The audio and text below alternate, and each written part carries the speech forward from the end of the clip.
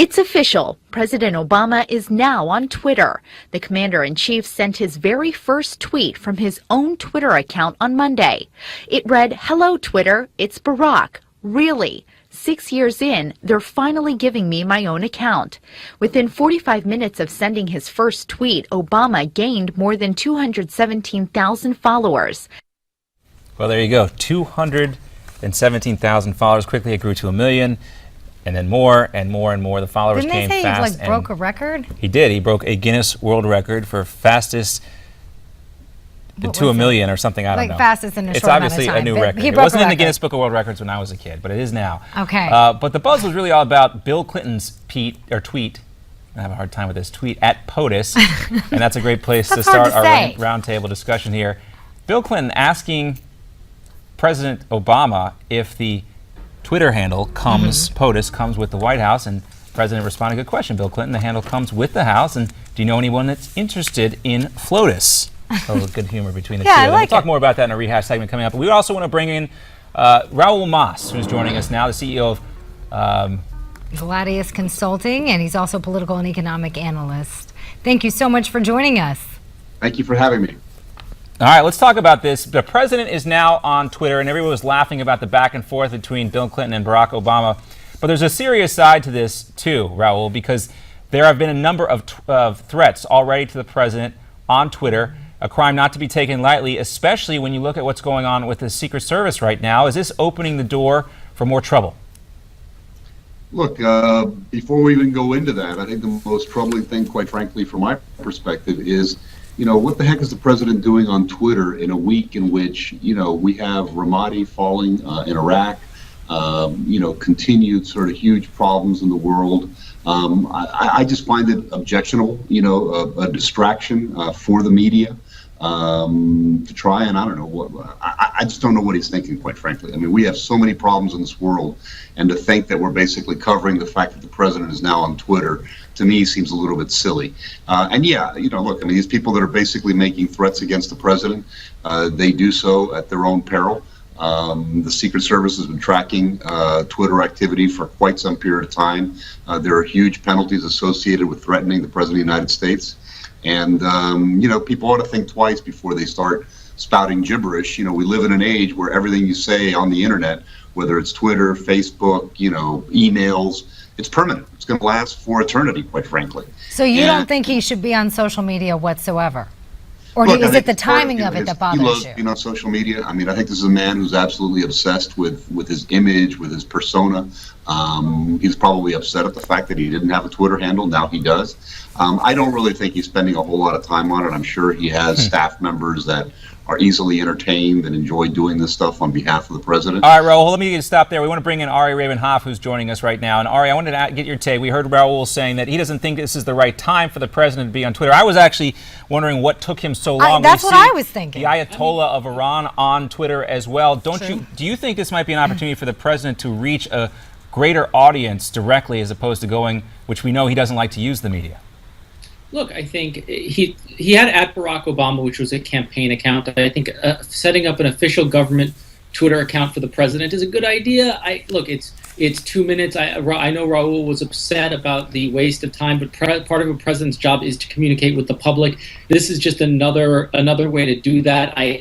I think Raul is having a bit of citizenship here. Every president's going to do it from now into the future. I too wonder why it took 6 years to get him up on Twitter, an official POTUS account. But now that he's up, fine. They'll use it to communicate from the White House. It's just another tool to communicate with the American people that every future president will use.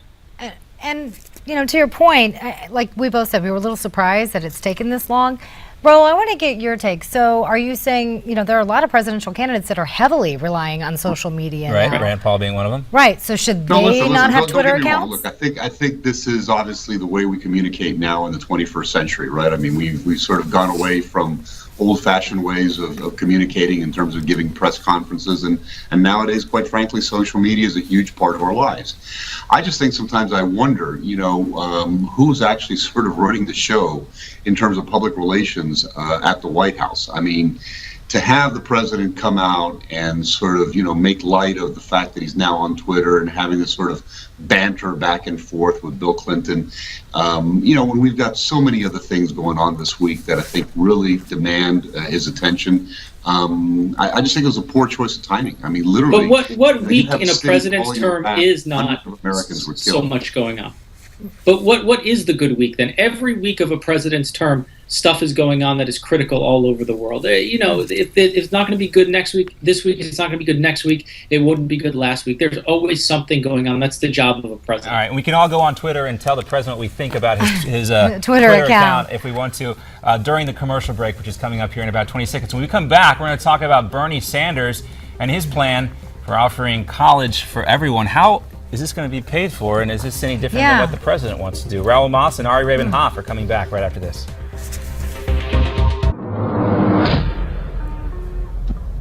Back for part two of our roundtable discussion. Political analyst Raul Moss and Ari Rabin-Havt, host of The Agenda on Sirius XM Radio. Guys, we want to move on to presidential candidate Bernie Sanders and his official introduction on Tuesday of the College for All Act. Let's take a listen. That we have got to make college education affordable.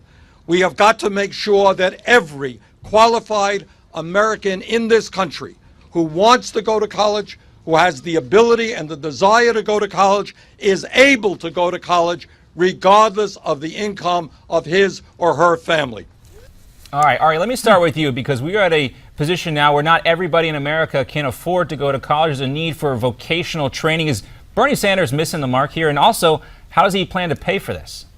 Well, I don't think he's missing the mark. I think his college bill includes junior college and vocational training, and he's paying for it specifically with a financial transaction tax, which is a very minute tax on stock transactions. It actually lines us up with many of our allies in the EU.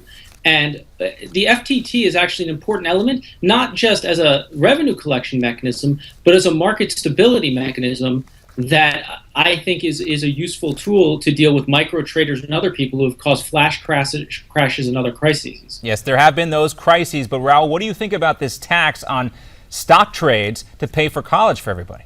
Look, I mean, I think it's absolutely outrageous. I mean, once again, you sort of see the typical Democratic mentality of, let's quote unquote tax the rich to pay for stuff that the rest of us can supposedly benefit from.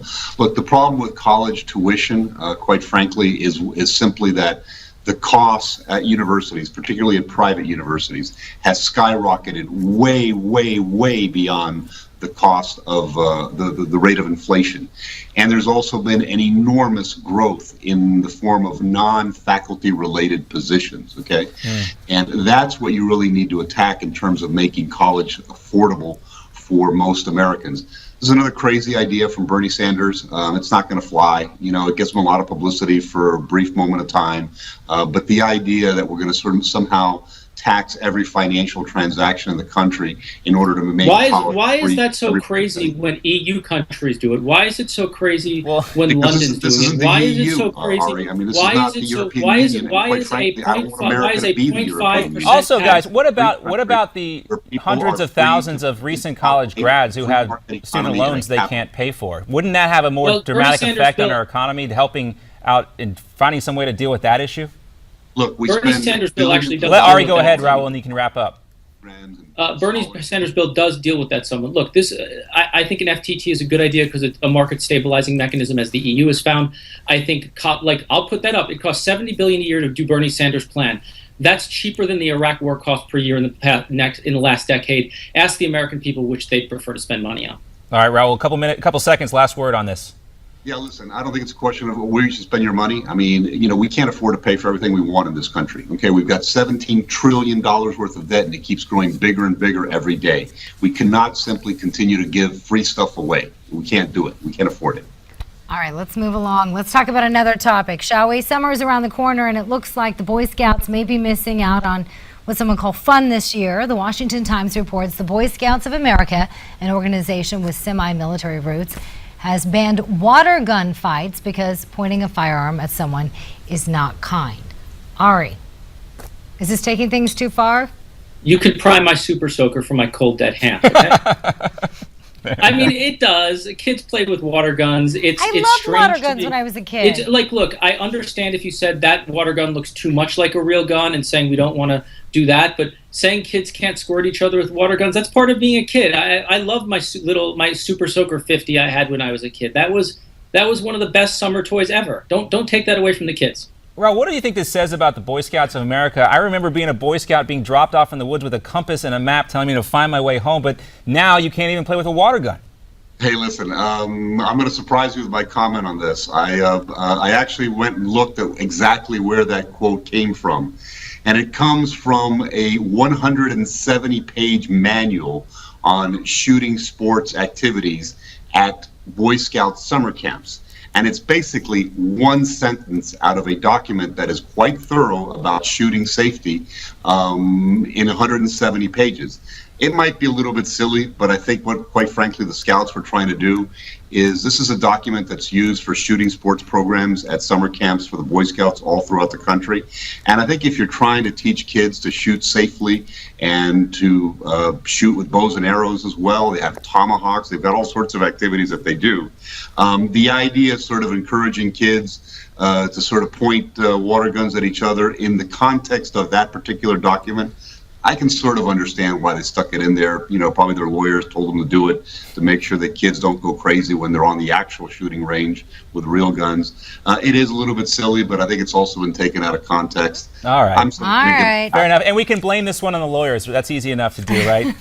All right. Ari and Raul, thank you both for being with us here today. Good conversation. Thank you. You're sad about this. Water guns. I mean, it's part of summertime. I know. I agree with you. I can't disagree.